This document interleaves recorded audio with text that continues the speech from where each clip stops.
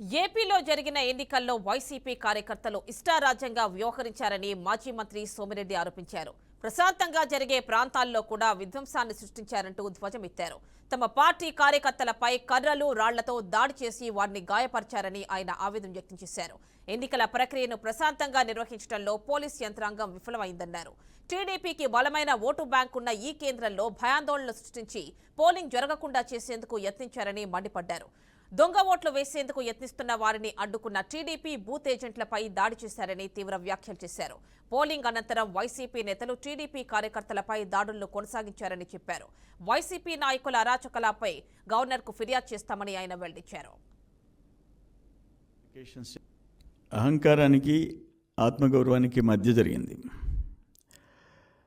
ఈ 5 ఏళ్ళు అన్నపూర్ణ లాంటి ఆంధ్రప్రదేశ్ని జగన్మోహన్ రెడ్డి అరాచక ఆంధ్రప్రదేశ్గా చేసేసాడు. చట్టాలని ఆయన కాళ్ళ కింద నలిపేసేసాడు. ఐఏఎస్లని, ఐపీఎస్లని ఆయన కూలీల కింద మార్చేసుకున్నాడు.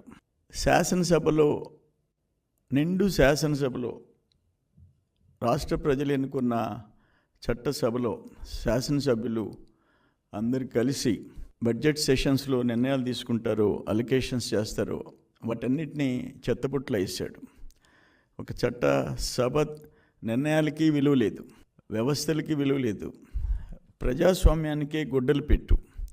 ఇప్పుడు లాంగ్ టైం బ్యాక్ బీహార్ రాష్ట్రం 2-3 దశాబ్దాల క్రితం బీహార్ రాష్ట్రం ఎట్టుండిందో ఆ పరిస్థితి ఈరోజు వచ్చింది ఆంధ్రప్రదేశ్కి.